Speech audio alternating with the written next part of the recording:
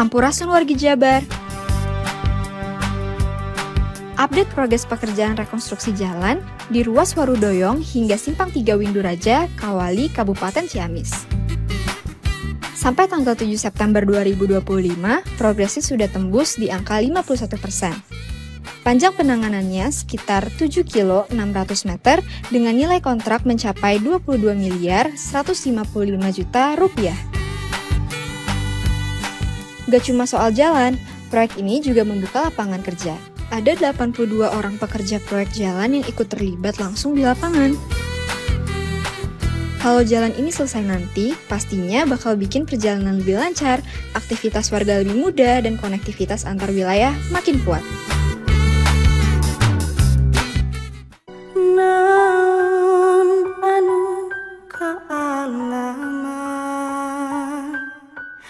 Jalan hirup prak lakonan rahayu panuntun indung ngadekeun lembur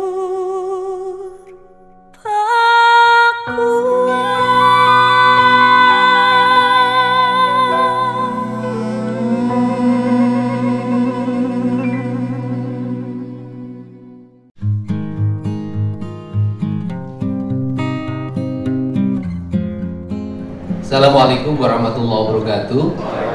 Sampurasun. Bapak dan Ibu yang saya hormati, bahwa fokus kinerja Provinsi Jawa Barat pada tahun yang kedua 2026 adalah menyelesaikan berbagai problem strategik infrastruktur.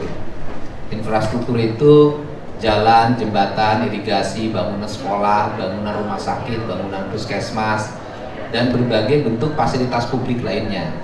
Yang pertama adalah yang akan kita selesaikan, tidak akan dulu menyelesaikan jalan-jalan kecil.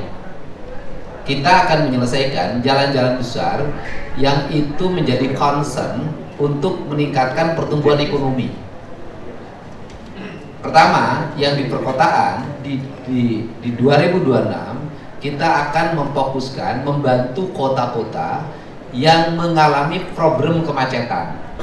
Misalnya di Kota Bekasi, di Depok, di Kabupaten Bogor, di Kota Bogor, di Kabupaten Bandung, di berbagai tempat lainnya adalah yang memiliki potensi kemacetan. Kenapa? Karena kemacetan itu melahirkan inefisiensi, penghabisan bahan bakar, waktu yang panjang, dan kemudian rasa depresi yang melanda masyarakat perkotaan, dan itu akan memiliki efek sosial terhadap kesehatan manusia, kemudian juga rasa bahagia ini kan, dan kemudian tingkat kriminalitas karena emosi yang tinggi. Jadi saya sudah punya untuk itu para bupati wali kota yang, tetapi di situ kita akan melakukan polanya kerjasama. Kerjasamanya bagaimana? Kalau membangun underpass atau jembatan layang, maka pembebasan tanahnya dilakukan oleh bupati dan wali kota. Pembangunannya dilakukan oleh provinsi. Ini yang harus dilakukan. Misalnya di kemarin kan di Bandung Barat tuh macet dari stasiun kereta cepat Padalarang nanti ke jalan Padalarang itu jembatan layang, dan itu kan sudah diambil alih oleh pengembang. Jadi pembebasan lahannya nanti oleh provinsi, kalau itu dibalik pembangunannya dilakukan oleh pengembang. Nah, pola-pola seperti itu nanti kita lakukan secara bersama. Secara teknis, saya minta Kepala Dinas Perhubungan Kabupaten Kotanya, Kepala Dinas PU-nya untuk bersama-sama merumuskan dalam minggu ini. Sehingga dalam minggu ini kita sudah masuk rencana-rencana yang masuk ke provinsi untuk masuk di 2026. Itu yang pertama. Kemudian yang kedua, kita juga akan fokus menyelesaikan problem sampah. Walaupun sampah juga akan menjadi intervensi pemerintah pusat, tetapi secara bertahap. Hari ini kita akan menyelesaikan itu yang pertanyaan. Yang berikutnya adalah salah satu kelemahan di dinas teknis di seluruh provinsi Jawa Barat adalah tidak memilikinya kelengkapan alat. Saya lihat mesin-mesin yang ada di kantor dinas-dinas PU sudah tahun sekian nggak beli lagi. Beko-nya, kemudian berbagai alat berat lainnya kalau bisa diupayakan tahun depan tuh belilah. Kenapa? Pas diperlukan, apalagi ada bencana, itu selalu ribut adalah itu. Alat rebutan. Satu alat saya menangani kemarin waktu kejadian banjir itu. Satu alat ini ditarik ke sini, di sini ada bencana lagi, dipinta lagi tarik ke sini. Saya pikir itu harus sudah, dan Pemprov itu sekarang akan menyiapkan di setiap kantor gubernur wilayah itu, satu nyiapkan damkar, dua nyiapkan berbagai perlengkapan alat-alat berat, kemudian ambulan dan sejenisnya, sehingga ketika ada terjadi bencana kita ini ready. Apa sih yang terjadi kemarin pada waktu aksi unjuk rasa itu? Apa problemnya? Banyak daerah di tempat itu nggak ada mobil pemadam. Mobil pemadamnya tidak ready. Ketika gedungnya dibakar, nggak ada yang bisa bereaksi. Gitu. Jadi misalnya kenapa gedung sate tertangani? Karena waktu itu saya datang di situ dan aparnya siap. Begitu ada bakar ya tinggal disemprot. Nah ini yang harus segera dipikirkan oleh kita semua, karena dua peristiwa akan mungkin terjadi, yaitu bencana alam dan huru-hara. Nah, kita harus dalam posisi siap, itu yang kedua. Kemudian yang ketiga adalah persoalan alokasi.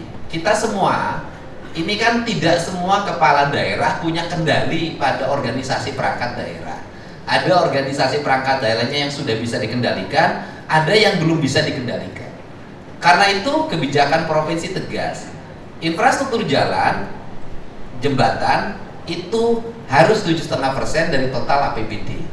Maksudnya untuk apa? Menghindari akal-akalan. Akal-akalannya di gimana? Satu sisi rakyatnya posting terus di media sosial tentang jalan jelek sehingga kita harus intervensi, tetapi di sisi lain anggaran pemerintah daerah kabupaten kotanya masih belanja yang tidak penting. Ini yang harus fokus kita. Kenapa? Karena saya targetkan di 2027 itu sudah tidak ada lagi jalan yang jelek di Jawa Barat, baik jalan desa, jalan kabupaten maupun jalan provinsi. Karena ini bagaimanapun keberhasilan pembangunan itu ukurannya jalan. Yang berikutnya adalah membuat rencana strategis bagi daerah yang mengalami pengembangan investasi untuk merubah culture jalan. Misalnya walaupun jalan kabupatennya hanya 6 meter misalnya, karena sudah berubah menjadi arealnya industri, penduduknya tinggi, ya lebarnya ditambah jadi 9. Kalau enggak problem, enggak selesai. Kan problem di Indonesia itu satu kan, pertumbuhan industri tidak sejalan dengan pertumbuhan infrastruktur. Pertumbuhan perumahan pemukiman tidak sejalan dengan pertumbuhan infrastruktur jalan. Perumahan pemukiman dulu penduduknya 1000, sekarang 10.000, jalannya nggak robah. Motornya dulu 500, sekarang motornya udah 5.000. Tapi jalannya nggak robah, sehingga keluar dari perumahan itu udah kayak masuk ke neraka, macet. Dan terjadi di wilayah kota Bekasi, kemudian Depok. Dulu Bogor, sekarang Bogor sudah mulai. Di Bogor itu sekarang Pak, tempat sampahnya dicek Pak. Di Bogor itu. Waduh, tepuk tangan. Sekarang tuh minta pekerjaan ke saya, seluruh pekerjaan provinsi yang di Bogor mau diambil alih. Kasihan katanya gubernur. Karena duitnya kebanyakan Pak. 12 triliun Pak, setengahnya anggaran provinsi untuk satu kabupaten Pak. Makanya kelihatan sudah berdampingan dengan Pangandaran. Karena Pangandaran mau di take over katanya. Nah, jadi ini yang menjadi orientasi kita semua. Dan maksud saya hari ini kan juga saya mau ada Pak Menho segala mau mengkoordinasikan. Apa sih problemnya bangun jalan? Ada hambatan di KAI, ada hambatan di Jasa Marga, nah, kan gitu seperti itu. Nah, sekarang begini, seluruh aspek-aspek itu biarkan itu ke provinsi saja. Jadi nanti yang minta izinnya biar provinsi. Jadi kalau kabupaten suka kurang dilirik. Tapi kalau gubernur gampang speak up. Wah ini dibejakeun, iya jalan dia macet. Kulantaran PT KAI nanti mere izin, nah ini gitu yang ngomong gitu. Saya berikan contoh ini dulu Bupati Purwakarta. Saya sudah bebasin tanah, sudah bayar bangunan, sudah pindahin sekolah dasar untuk menggunakan tanah PT KAI lurus saja itu untuk menghindari kemacetan. Tapi kan dilarang oleh PT KAI. Tapi oleh PT KAI-nya dibangun tidak. Akhirnya tumbuh lagi rumah baru, kumuh lagi. Nanti kalau dibebasin lagi harus bayar lagi. Padahal kan kalau diperlukan ya silahkan pakai lagi. Kalau pinjamnya sesama negara menurut saya sih gampang ya. Jadi maksud saya jangan sampai ada tanah-tanah itu dikekewe kata orang Sunda, diurus ente, kemudian digunakan oleh orang yang tidak. Kayak punya istri, dikasih makan tidak, dicerai tidak, jangan. Nah ini yang berikutnya adalah saya minta juga untuk PT PLN dan kemudian PT Telkom, saya ingin mengarah di 2026 itu mulai memindahkan kabel listrik, kabel telepon ke bawah tanah. Jadi biar pembangunan terencana, Pak. Kayak sekarang, Pemda lagi bikin drainase. Drainasenya lebar-lebar karena target saya itu setiap jalan provinsi drainasenya harus dalam dan harus lebar. Saya kan lihat kabel bisa nggak diturunin? Kan harus bikin rencana baru lagi. Sudahlah di 2026 tuh walaupun mahal, bikin jalan provinsi, bikin drainase, kabel pindah ke bawah.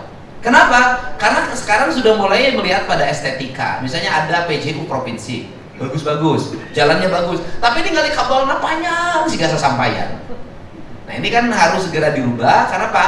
Seiring dengan jalan yang nanti baik, seiring dengan drainase yang tertata, seiring dengan taman-taman di pinggir jalan semakin baik, itu rumek ningali kabel telepon apalagi kota kabelnya tuh banyak.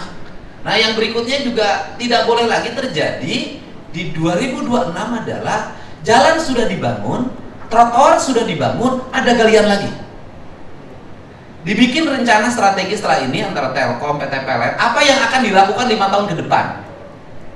Galian kabelnya apa saja, jenisnya apa saja, wilayahnya mana saja, harus dibicarakan dari sekarang biar nanti sudah kabel bawah tanah. Jangan kejadian lagi trotoar baru dibangun, baru seminggu udah dicat, besoknya datang lagi orang Majalengka, bluk gali orang Majalengka. Nah ini jangan terjadi lagi, Pak. Seolah-olah pemerintah itu berjalan sendiri-sendiri tanpa koordinasi.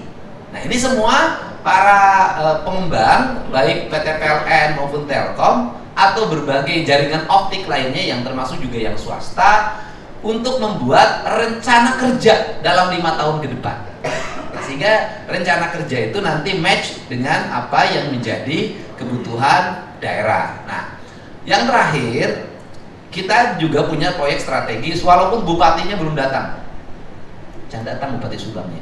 Ya, masih di jalan, Pak. Iya, lain masih di jalan molorna berang wae udah belum datang. Nah ini Patimban ini mengalami keterhambatan karena proses yang pembangunan jalan tolnya yang di Jasa Marga. Nah ini yang nanti kita ke sana, Pak, ke PT kereta cepat di sana mereka ngumpulnya. Nanti kita ke sana, itu akan menjadi fokus kita. Ini akan menjadi fokus kita. Jadi paling utama dipertemukan pada pagi hari ini adalah membuat satu kesatuan pikiran, gagasan, dan arah pembangunan di 2026.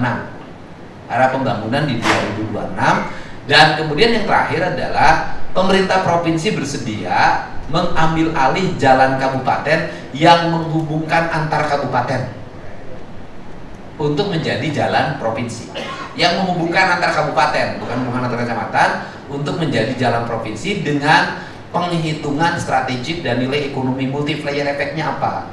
Nah yang terakhir, bahwa kita juga di 2026 berencana untuk membuka isolasi di wilayah Jabar Selatan, yaitu ada Karya Bakti TNI yang menghubungkan antara Sukabumi, Cianjur, Garut, rencana kita sampai Pangandaran. Karena rencana nanti dari Bogor nanti kalau mau take over sudah ada jalannya. Jadi Bapak kalau mau take over nanti dapat Sukabumi, Pak. Dari Sukabumi ke Cianjur, Cianjur ke Garut, Garut ke Tasik Selatan, Tasik Selatan nanti langsung ke Pangandaran. Jadi jaraknya dekat, Pak. Disiapin Pak jalannya untuk menjadi jalan baru nanti dominasi Pakuan Pajajaran ke selatan. Jadi itu saja untuk pengantar dari saya. Saya ucapkan terima kasih. Barangkali dari PT PLN, silakan. Baik, terima kasih Pak Gubernur. Mohon izin, nama kami Sugeng Widodo. Saya warganya Pak Rudi, Pak, di Kabupaten Bogor. Tinggal saya di Cipinang, Pak, di Desa Nanggeber Mekar, Pak. Oke, jadi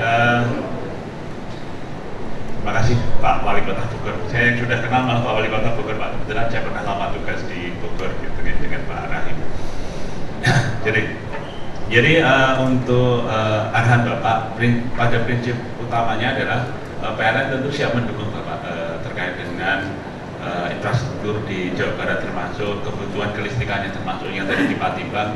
Insya Allah kami dukung, kami support Bapak. Kemudian untuk perubahan dari SUTM ke SKTM, memang nanti akan perlu diskusi detail Bapak untuk tiap lokasi, karena memang betul. Jadi memang kami harus diskusi detail dengan setiap stakeholder terkait dengan kebutuhan setiap lokasi, karena pasti nanti kebutuhannya berbeda, termasuk kondisinya pasti berbeda Bapak.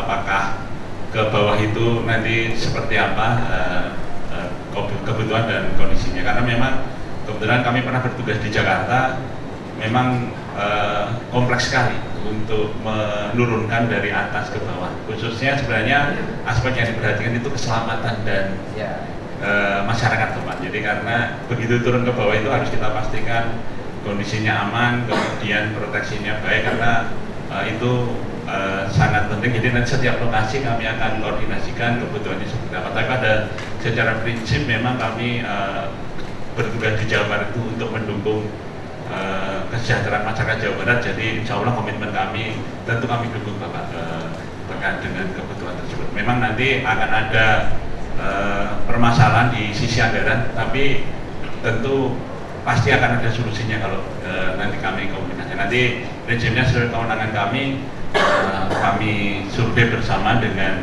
pihak Pemprov maupun dari pihak pemerintah kabupaten maupun pemerintah kota, kebutuhan anggaran seperti apa nanti kami komunikasikan dengan ke pusat. Tapi Bapak, saya janji, saya komit untuk mendukung pembangunan Jawa Barat sebaik mungkin. Barangkali itu Bapak, terima kasih. Ini aja Pak, biar lebih teknis, setelah ini Bapak terjemahkan agar nanti di PU aja. PU nanti bikin rapat koordinasi perencanaan pembangunan 4 tahun ke depan dengan PT PLN, kemudian para kepala PU kabupaten kotanya bareng jadi satu rakor, kemudian nanti sudah kelihatan petanya provinsi Jawa Barat kabelnya ke sini. Nah, paling nanti yang harus diperbaiki dari sisi manajemen Pak adalah ini seringkali keluhan masyarakat Pak.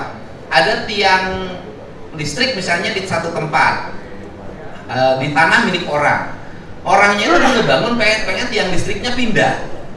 Nah itu biayanya suka mahal, padahal itu tempat dia pengen geserin tiang listriknya. Nah yang kayak gitu harus segera ditangani Pak. Betul Pak. Jadi memang kalau untuk case per case nanti prinsipnya adalah selama memang kondisinya memungkinkan dipindah kemananya, ada tempat untuk pindahnya. Kemudian kan ketika kita pindah listrik itu kan pasti butuh listriknya mati. Nah itu pelanggan yang mati juga sudah paham.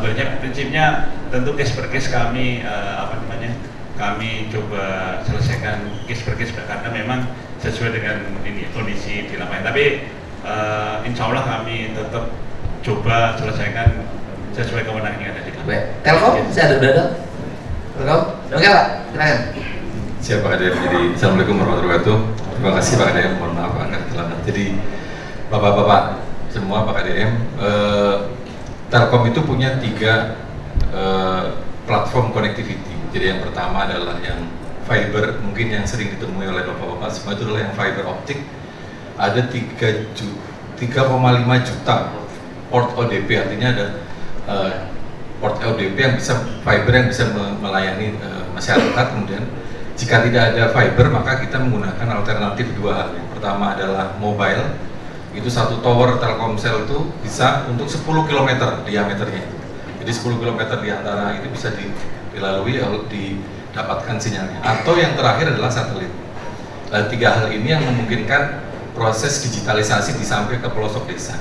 Misalnya seperti itu. Jika tidak ada fiber maka mobile atau satelit. Nah untuk proses penataan infrastruktur sebenarnya sudah beberapa kali kita ketemu dengan beberapa Pemkot dan Pemkad Pak Kadem. Ada 2 hal ya, yang di kota utamanya adalah kebanyakan sudah mulai menurunkan Pak, kebijakan menurunkan kabel ke bawah di lokasi-lokasi tertentu. Tapi untuk lokasi-lokasi yang masih memungkinkan pemasangan tiang, maka kita masih menggunakan itu. Jadi mohon maaf Pak Kadep, tiang telepon itu ada 1 juta tiang Pak di Jawa Barat itu. Nah itu kalau misalnya semua operator punya tiang yang sama, Bapak bisa bayangkan berapa tiang yang akan banyak. Mungkin kalau yang tidak bisa turun ke bawah, maka tiangnya itu bisa pemakaian bersama. Nggak, yang terjadi gini Pak, si kabelnya tuh nggak berfungsi. Tapi memang tidak ada, gini loh, udah nggak berfungsi tapi dibiarkan. Kan tiang telepon sama tiang listrik itu sama Pak di mana-mana. Ada yang sudah dendek begini nggak ada yang benerin. Ada yang begini, ada yang di satu tiang tuh kabelnya tuh banyak banget. Nah, menurut saya itu kan bisa dilakukan penataan Pak. Siap. Artinya kan apa sih yang menjadi kelemahan PLN dan Telkom itu adalah abai terhadap berbagai perangkat infrastruktur yang dulu dibangun kemudian ditinggalkan tanpa dilakukan perubahan dan pemusnahan. Itu Pak, itu kan yang terjadi Pak. Jadi kabelnya tuh udah banyak numpuk tapi nggak dicabut, gitu, nggak berfungsi. Nah itu Pak, kecuali nanti ada yang nyuri dipanggul, nah itu baru beres Pak. Jadi Pak Kadep, saya perkenalkan juga ada Pak Mahdor sini Pak. Kami punya PT baru di Telkom namanya PT Infra Nexia. Pak Mahdor sebelah kiri Pak. Nah sekarang seluruh infrastruktur diurusin oleh satu PT sendiri yang begitu agar optimalisasi asetnya tidak terbengkalai Pak Kadep. Nanti kami berhubungan dengan jajaran Bapak. Kami punya mapping gambarnya Pak. Semua kabel kemana saja ada gitu. Mana-mana yang mungkin saya khawatirnya karena ISP itu ada lebih dari 200 ISP, bahkan 1.200 kalau total biasa ISP, service provider. Nah kami kadang waktu Pak Kadep cerita yang di Subang itu ternyata bukan punya Telkom gitu ya, yang waktu ada di depan rumah Bapak juga ada kan. Nah itu gitu-gitu kita perlu identifikasi ini tiang siapa gitu. Akhirnya tiang siapa itu yang tempat saya? Ada operator lain, saya nggak ngerti. Nanti kita identifikasi Pak. Nanti yang punya Telkom kita buka ke tim Bapak gitu. Mana-mana yang perlu termasuk di para bupati gitu dan wali kota. Mana-mana yang kira-kira mengganggu itu akan kita datangkan. Insya Allah ada setotal Indonesia kami punya 30.000 teknisi. Mungkin teknisi terbanyak di Indonesia. Jadi untuk penataan siap Pak Kadep untuk mendukung teman-teman. Tinggal PU ya, Perkim. Nanti setelah ini bisa sekarang juga nggak apa, terusin setelah saya acara. Segera gini, ada data besarnya, ada data kecilnya. Harus terlihat dari data yang di provinsi sampai terus ke kabupaten kota, sehingga nanti daerah mana yang sudah bisa dipindahkan, yang sudah bisa dikubur, daerah mana yang belum. Sehingga nanti kan estetikanya mulai terbangun, karena seindah apapun kota, seindah apapun jalan, kalau kabelnya masih berantakan, keindahannya tetap tidak terlihat.